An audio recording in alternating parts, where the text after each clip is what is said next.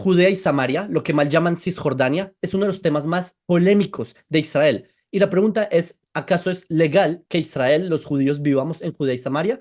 ¿Acaso quizás Judea y Samaria, nuestra presencia sea un obstáculo para la paz con nuestros vecinos, quizás? ¿O cuál es el rol de la ONU con respecto a Judea y Samaria? Son preguntas que son la máxima tensión de este conflicto que llevamos acá en Israel y tengo por eso a un invitado que a mí me honra muchísimo y ya van a escuchar por qué, el licenciado Rafael Kaufman, que voy a hablar un poco de su experiencia. Él es licenciado de la Universidad Bar-Ilan sobre estudios de la tierra de Israel. Tiene en general experiencia internacional, ya le explico en qué aspectos, y por ejemplo experiencias con grupos turísticos también en otros países como en Europa, en América Latina, por ejemplo. Él, y este es el tema que vamos a tocar, es el vocero oficial del Consejo de Judea y Samaria. Y tenemos mucha suerte de que él habla en español para que pueda hablarnos desde el enfoque que se ve desde Judea y Samaria a lo que queremos que se proyecte ante el mundo. Un aspecto importante es que acá el licenciado Rafael Kaufman, él fue reservista durante 8 meses, desde la guerra, desde el 7 de octubre, 8 meses en el frente. Entonces también estamos hablando de una persona que toma parte en la defensa de la tierra de Israel. Y este es una de las cosas que me honra decir, y es que es mi Moré Rafael Kaufman. Yo, no sé si ustedes saben, en el judaísmo nosotros decimos bendiciones antes de comer, antes de beber un vaso de agua, una manzana, decimos una bendición. A mí, el que me enseñó las bendiciones es aquí nada más y nada menos que el Moré Rafael Kaufman, cuando yo era niño, que él nos enseñó a la juventud en el Colegio Hebreo de Colombia, y yo soy uno de sus tantos alumnos que ha forjado a lo largo de los años, y Uno bienvenido de los a nuestro mejores. canal. Muchas gracias, querido Jacob. Uno de los mejores. Sí. En hebreo se dice era un mote, que era un dulce niño de 6 años, muy simpático, muy educado, muy curioso y es un placer. Bueno, eso fue hice la cuenta 22 años atrás, ahora te debes tener 28, 29, ¿no? Por ahí Exacto. andás. Sí.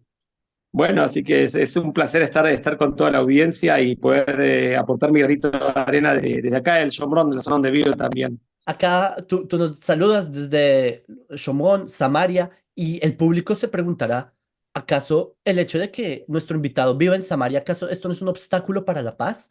Estos son los tantos que muestran en los medios de comunicación los, ¿cómo nos llaman? Los colonos que están ocupando todo. ¿Qué consideras de este tema? Y sí, me gustaría que las personas, para que no saben a nivel geográfico dónde queda Judea y Samaria, pues si nos puedes también instruir un Bueno, poco. ah, ok, para empezar con la primera pregunta, en realidad no solamente Judea y Samaria es un obstáculo para la paz según la visión de los árabes, toda la tierra de Israel es un obstáculo para la paz.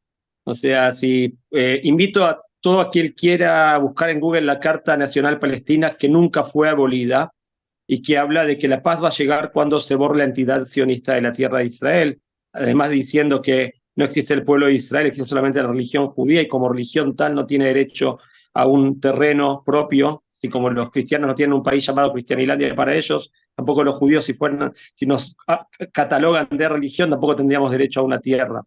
Entonces, por el contrario, justo salió una propaganda interesante, una propaganda, un YouTube cortito de un árabe que explicó From the River to the Sea, ¿sí? Desde el Mediterráneo hasta el Jordán, una sola tierra palestina, y dice, yo no quiero de ninguna forma que haya un Estado aquí palestino, yo vivo muy bien con el gobierno israelí, estoy muy contento, el nivel de vida que tengo acá no lo podía tener en casi ningún país árabe y la libertad que tengo acá no la podía tener y la comunidad económica también que tiene acá tampoco la podían tener y yo creo que uno de los castigos, errores que muchos de los árabes que viven aquí en Judea y Samaria tuvieron es haber tenido los tratados de Oslo y haber sido forjados hasta estar bajo la autoridad palestina que si bien hay muchos, pueden haber jóvenes violentos y terroristas que hablan a favor de tener un gobierno palestino, pero en grande a muchas personas le preguntás si lo pueden decir en silencio, en forma libre,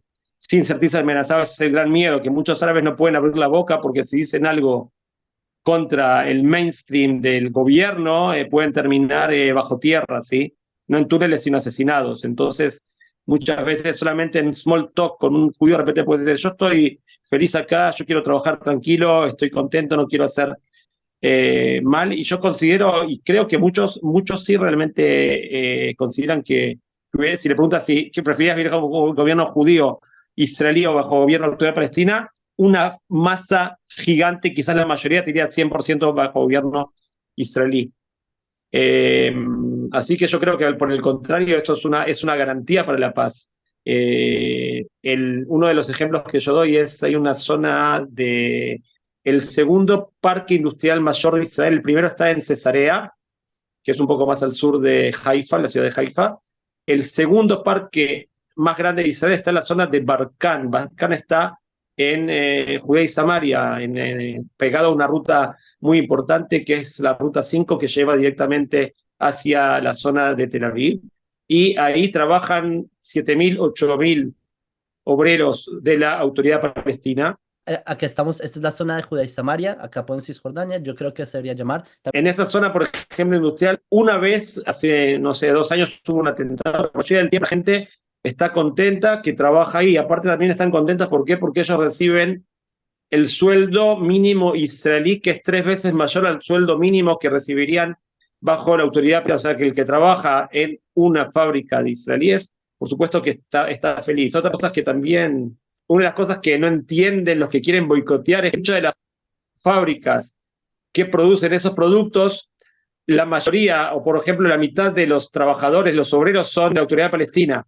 Ahora, si le hacen un boicot a una fábrica y esa fábrica produce, no sé, 10.000 de X producto y por el boicot no tiene gente que le compra y va a tener que producir 5.000, que quiere decir que va a tener que reducir la cantidad de empleados. Ahora, si el dueño de la fábrica es un judío, ¿a quién le va a dar más pena desemplear al árabe o al judío? Al judío no lo va a dejar sin trabajo, mientras al árabe sí, lo que quiere decir que los europeos, si quieren boicotear a las fábricas en Judea y Samaria, que la gran mayoría tiene trabajadores de la autoridad árabes de la autoridad palestina, y no los llamamos palestinos, voy a explicar por qué no los llamamos palestinos, en realidad es que le están haciendo un daño directamente a ellos. Primeramente, el largo de Israel, para quien no sabe, a veces le pregunto a la gente, bueno, primero pregunto cuánto es el ancho de Israel, y gente me dice 200 kilómetros, 300 kilómetros, no. El ancho de Israel es desde from the river to the sea, ¿sí? Desde el Mediterráneo hasta el Jordán, apenas 70 kilómetros en general, un poco más hacia aquí, hay hasta 110 kilómetros, pero 70 es el promedio. El largo de Israel es 430 desde el Hermón hasta Eilat, ¿sí? Aéreos, quiere decir ahora, ¿qué es Judea y Samaria? Si acá tenemos a Jerusalén en el centro, lo que va hacia el norte de Jerusalén, hacia el Valle de Israel, esta zona que está aquí, es la zona del Shombrón de Samaria, y lo que va desde Jerusalén hacia el sur, hacia la zona del Valle de Beersheba, que se pega con el desierto del Negev, esta zona de aquí es la zona de Judea. Quiere decir que toda esta especie de quizás 8 que tenemos aquí es el 24% de todo el Estado de Israel. Ahora hay un punto muy importante que hay que entender respecto a que es garantía también de tenerlo esto en nuestras manos. Israel sin Judea y Samaria sería indefendible. Representante de las Naciones Unidas, dijo que Israel sin Judea y Samaria se podía definir como fronteras de Auschwitz, o sea, una palabra, un término muy duro que significa muerte, asesinato. ¿Por qué? Porque gracias a que tenemos esta distancia tan grande aquí, podemos defender a toda la planicie costera. Ahora, quedan zonas sin Judea y Samaria, queda una planicie costera de aproximadamente 15 a 20 kilómetros de ancho, que no es nada, es ni media maratón. O sea, son 1 hora y media que llega del mar a Judea y Samaria. Es muy, muy pequeño, o sea que es indefendible un país, sí. Por lo tanto, es un momento, ¿no? Se ve que, bueno, en este mapa quizás también, si lo acerco, no sé, que tiene la zona de Samaria es una montaña. Quiere decir, también es sumamente estratégico este lugar que es alto, llegan montañas al monte Ibal a 940 metros de altura, cerca de 1.000 metros, ¿sí? Y de aquí, de esta zona alta, se defiende también hacia la planicie costera y también hacia la zona del Valle del Jordán. En la planicie costera vive el 60% de la población de israelí. Hoy tenemos cerca de 10 millones de habitantes en total, entre judíos y todos los que son israelíes, cerca de 10 millones. Hagan el cálculo, hay 6 millones en la planicie costera. Quiere decir que sin Judea y Samaria, la planicie costera se sentiría sumamente amenazada. Claro, es que en verdad es caminable. O sea, uno puede llegar desde la frontera hasta la playa Tel Aviv Yo lo fácil. hice en bicicleta una vez. Yo lo hice en bicicleta Y una uno vez, me piensa, llevó a 1 hora ver, y cuarto. Es que si no piensas así, desde Gaza lanzan misiles a toda la franja alrededor. Y desde el norte a toda la parte alrededor. ¿Qué pasaría si también Judea y Samaria se fuera el caso con Tel Aviv? Las personas no toman este factor, pero te quisiera hacer una pregunta entonces. Entendemos la necesidad estratégica militar, en la necesidad de quizás política, y también escuchamos de tu parte que hay una convivencia o cierta, puede que sea tensa, pero existe. La pregunta es, a nivel político, esto no, hay quienes lo catalogan la ocupación, esto es ilegal. ¿Qué tan ilegal es la presencia de Israel? ¿Es ilegal o no es ilegal? ¿Cómo lo ves tú? Mira, yo lo primero que hago como persona religiosa, una vez estuve en México en una charla y se tenía una charla en un colegio judío en México y habían dos señores no judíos que eran los encargados del PowerPoint, etcétera. Y digo, voy a hacer una pregunta a estos dos señores, todos ustedes se callan, habían 120 alumnos, todos se callan. Y hice cuatro preguntas. La primera pregunta, que también la puedo preguntar a la audiencia, ¿dónde queda la tierra prometida? La mayoría de los cristianos saben que la tierra prometida es la tierra santa, la tierra de Israel. Y la segunda pregunta que les hice es, ¿quién es el pueblo elegido? ¿El pueblo elegido? Ustedes, el pueblo judío, el pueblo israelita, como lo quieran llamar. Ok, ¿quién lo eligió? Dijeron los mexicanos, patroncito, Dios eligió al pueblo judío con su pueblo. ¿Y la tierra prometida, quién la prometió? Al pueblo elegido. O sea, que quiere decir que si alguien dice que el pueblo elegido tiene que salir de la tierra prometida por Dios, y esa persona es creyente en Dios, es un hereje porque va contra la voluntad divina. Eso es punto número uno. O sea, me importa menos el tema político, qué opinan las Naciones Unidas, qué opina el mundo, les gusta, no les gusta. Argentina no fue prometida para los argentinos, Colombia no fue para los colombianos, la tierra de Israel fue prometida para el pueblo de Israel. Punto. Y los árabes también lo saben eso. Claro, está en Ahora, el que el Corán. mundo se opone, el mundo, yo siempre digo, si Israel no entregara tierras, ¿el mundo va a estar contra nosotros? Probablemente sí. Y si entregamos, también. Entonces, digo, ¿para qué? Claro. Una vez le preguntaron a un rabino, al rabino Shlomo Aviner, si está a favor de entregar territorios a cambio de paz. Es un rabino muy de derecha y él dijo, por supuesto que estoy a favor. Todos se quedaron, dice, pasmado, dice, ¿qué le pasó al rabino? ¿Se enfermó? ¿Le pasa algo? Dice, no, que ellos me den tierras y yo les voy a dar paz. O sea, yo no tengo que ser el que renuncie a mi tierra. Si a ellos no les gusta, yo tengo que ser tan mano dura hasta que ellos me suplican la paz. Si me permites, Es mi tierra. yo una vez le pregunté al Rab Aviner que si es mejor la tierra completa o el pueblo completo. Y me dijo, el pueblo completo en la tierra completa, porque es que porque tiene que haber una dualidad. Como vocero de Judea y Samaria, si te presenta, digamos, algún comisionado de la ONU y te hace esta pregunta, ¿cómo lo abordarías? De la A misma forma, propósito, en Ben realidad. Gurión también utilizó el argumento de la Biblia y Ben Gurión era ateo. En la comisión Peel Ben él saca Gurión, la Abba Biblia y le dice a Eban, los británicos que ese es el Kushán de la tierra de Israel, ¿sí? Pero 100%. Yo utilizaría el mismo concepto y la mayoría de Europa más o menos es cristiana, o sea, tiene raíces cristianas. O sea, el concepto de la tierra prometida creo que lo conoce la gran mayoría. Y la gran mayoría, por otro lado, no entiende lo que significa from the river to the sea. Sí, no entiende el concepto de que significa eso, significa borrar a Israel de la tierra de Israel, no solamente hacer una entidad para los árabes. Yo el Shuk, en la Feria Árabe de Jerusalén, hasta hace un tiempo atrás, ahora por suerte, últimamente no lo vi, habían t-shirts, ¿sí? Camisetas con el mapa de Israel y la bandera de la autoridad palestina, sobre todo el mapa. En las escuelas de la autoridad palestina hay libros y yo doy fe que existen esos libros, no existe la entidad de Israel, no existe. O sea, si alguien quiere hacer la paz, tenés que hacer la paz con alguien que por lo menos reconoce que vos tenés un derecho. Si ellos no llegan a reconocer que vos tenés un derecho a esta tierra, ¿con quién vas a hacer la paz? sobre el tema de Gaza, ya que es actual, Judea y Samaria es un tema, pero territorialmente también está Gaza. ¿Qué opinión tienes al respecto? Bueno, primeramente, hay un tema que es entender, que es el error que hicimos al expulsar a 8.000 judíos de la Franja de Gaza en julio, agosto del año 2005, que vivían en 22. ¿Cuál fue el argumento de por qué sacarlos de ahí? Dicen, ¿por qué? Porque son solamente 8.000 judíos. Hay miles de soldados que arriesgaban su vida para cuidar a tantos judíos y saquemos a los judíos de ahí, no vamos a poner en peligro a los soldados y vamos a hacer paz con los árabes, le vamos a dar tierras a cambio de una futura posible paz. Ahora, ¿qué pasa? Antes habían 8.000 judíos amenazados de la Franja de Gaza. Hoy tenemos, como dije, 6 millones, por lo menos los que están en la franja costera, sí, hay 10 millones en todo Israel, pero los que están en la franja costera, que los misiles de la Franja de Gaza llegan a gran parte de la franja costera, no digas 6 millones, 4 millones de judíos amenazados por misiles de la Franja de Gaza. Es una locura. Cuando estábamos ahí, gracias a que estábamos ahí, ellos no podían hacer lo que querían. Por lo tanto, la solución que haya paz también en toda la tierra de Israel es que Israel vuelva a vivir, a crear asentamientos en la Franja de Gaza. Es uno de los errores que hace Netanyahu, que todo el tiempo dice, no, no vamos a colonizar de nuevo. A mi entender es lo que tiene que ser de forma muy clara. Nosotros le dimos la oportunidad, les dimos la tierra, expulsamos 8.000 judíos de sus casas con mucho dolor, destruimos las casas de los judíos de nuestros hermanos, ¿sí?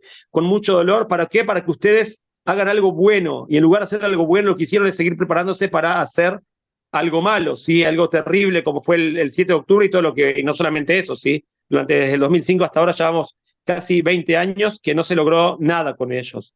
Y bueno, y por supuesto que todo lo que pasa en la Franja de Gaza, en cualquier momento se puede hacer copy-paste, o sea, copiar y duplicar a lo que pasa aquí en la zona de Judea y Samaria.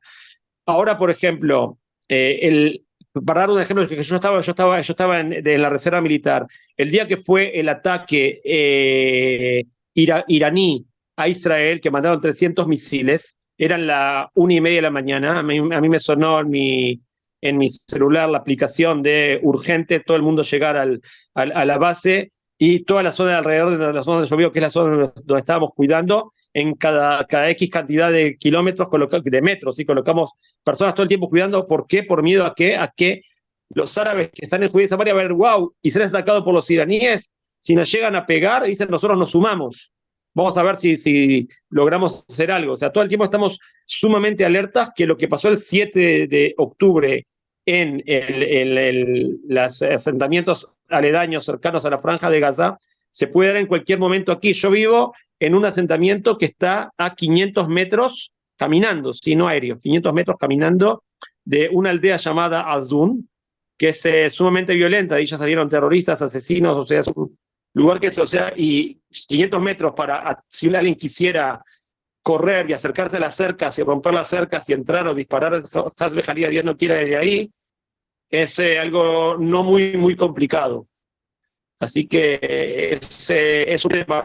Yo, a mi criterio, el gobierno israelí hasta el día de hoy no hizo se puede decir, un menú de castigos a cada cosa. ¿Sí? Ellos no saben, si ellos supieran que si le tiran una piedra a un auto, no importa que le peguen o no le pegan, yo te destruyo una casa y te quito media hectárea de tu tierra o lo que sea, la primera van a ver que lo hacemos, la segunda piedra van a ver que le destruimos otra casa y agarramos otro terreno, y cuando llegue la 10ª piedra le destruimos la mezquita. Si van a ver que somos fuertes en eso, van a pensar las 2 veces en hacerse los violentos con nosotros. Hay que tratar al que tira la piedra como un asesino, no importa si le pegó o no le pegó, él tuvo la intención de haber matado gente. Entonces el castigo tiene que ser como si lo hubiera logrado, que no logró, bueno, tuvo mala puntería, Baruch Hashem. Sí, de hecho, para el público que está escuchando esto, quizás estos suenen como, wow, ¿por qué tan severo? Simplemente tira una piedra. No, señores, las piedras matan, han matado y Besat Hashem no maten más. Pero que la gente no se confundan mucho. La mentalidad del yihadismo es muy concorde a las respuestas que está diciendo acá el licenciado Rafael Kaufman. Porque si una persona, y les digo, por eso yo les recomiendo a ustedes, investiguen estos temas, una persona conoce cómo es el mindset, el modo de pensar del yihadista, esto así funciona. No es nada que hacer, esa es la fórmula. Yo también creo que hay que ser mucho más contundente, pero para cerrar con una buena palabra, me gustaría preguntar, ¿eres optimista? ¿Crees que esto se va a acabar algún día? Porque uno ve guerra aquí, guerra allá. ¿Cómo? O sea, parece que esto fuera eterno. ¿Consideras que veremos algún día los días de alegrías? Bueno, primeramente, como judío creyente, cuando venga el Mesías, se va a arreglar todo, ¿no? Eso sin duda. De mientras, el mundo aún no se despertó, Europa no se despertó. No sé quién conoce el famoso libro Los protocolos de los sabios de Sion, que hablaban de que el judaísmo mundial quiere dominar el mundo. Yo creo que el panislamismo quiere dominar el mundo y se está viendo eso. Le preguntaron hace muchos años a Gaddafi, el presidente libio, cómo pensaba conquistar Europa y él contestó, ¿qué contestó? Que dijo, los vientres de nuestras mujeres van a conquistar Europa. ¿Qué significan los vientres? Los europeos tienen, vamos a hacer un cálculo matemático muy, muy fácil. Los europeos tienen 2 hijos promedio, segunda generación 4, tercera 8, cuarta generación 16 europeos, cristianos o europeos no musulmanes. Los árabes tienen, digamos, promedio 10, segunda generación 100, tercera 1000, cuarta 10.000. 10.000 contra 16. Y es lo que está pasando, o sea, tenemos en Francia mayoría de municipalidades con líderes musulmanes, y Londres y Alemania y países nórdicos también que están sufriendo eso, que quisieron ser muy abiertos y open mind y vamos a ser tolerantes y recibir a todos, y hoy día se están golpeando el pecho pensando que el error que cometieron, ¿no? Es un tema muy complicado porque cuando se habla del Islam, que dice el Islam, bueno, digamos que solamente el 2% del Islam es fanático, pero el 2% son varios millones.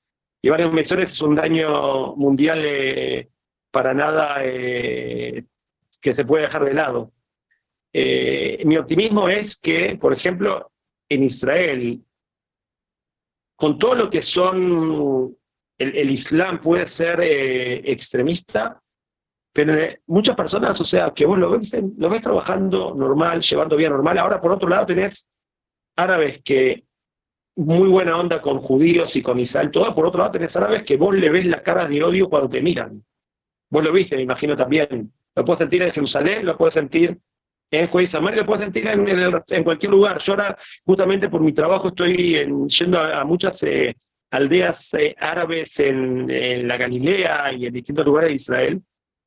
No se ve una sola cintita amarilla, que es el símbolo del pedido para liberar a todos nuestros secuestrados en la franja de Gaza. No hay ningún cartelito liberar a nuestros secuestrados. O sea, por un lado viven en un país, disfrutan de el Startup Nation que tienen el lugar donde hay mayor cantidad de autos de alta gama es ahí en el norte, en las aldeas árabes, un montón de autos Mercedes y BMWs y Ferraris y lo que uno quiere.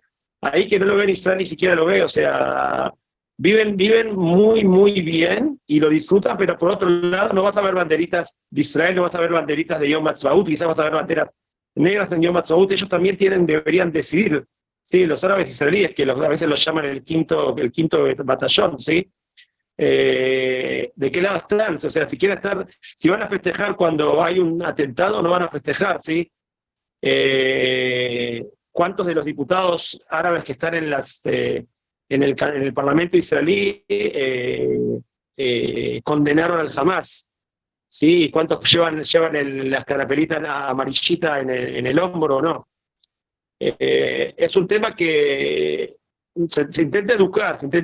Acá hay mucha educación para la paz.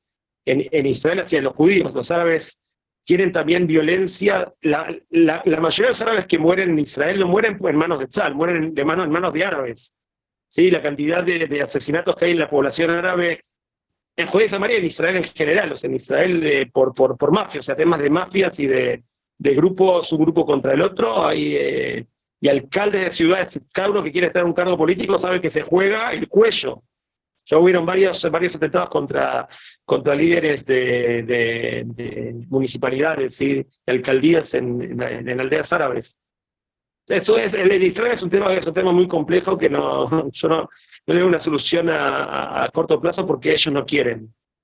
Si hay gente que sí quiere, tienen miedo a que lo maten. En Israel, si alguien tiene una opinión que no le gusta a la mayoría de la gente, más digo, te pueden manifestar, te pueden gritar, te pueden, hacer una manifestación en tu casa y van a dejarte dormir, pero no te van a matar. Es muy raro que pase eso. En la cultura árabe, lamentablemente, eso existe. Claro. Y bueno, Es Besat un tema Hashem, que que da para veamos mucho. ese día en el cambio en el Switch. Yo creo que podrá llegar, no sé cuándo, quizás en un siglo. Muchas gracias a todos los que nos vieron, les enviamos un fuerte saludo desde Israel los dos y que veamos aquellos días de paz. Y también gracias a ustedes que comparten nuestros videos y difunden este ángulo de las cosas que no verán en otros medios. Bueno, querido Jacob, muchísimas gracias, gracias a toda la audiencia y bueno, los esperamos acá en esta tierra. Si quieren ayudar a fomentar el turismo, hay muchísimos lugares que se pueden pasear. La mayoría de Israel está abierto completamente al público, los shopping están llenos, los lugares turísticos fuera de los que son cercanos a la Franja de Gaza y los que son cercanos a la frontera con el Líbano y parte de Siria, todo el resto es paseable, visitable, así que los esperamos.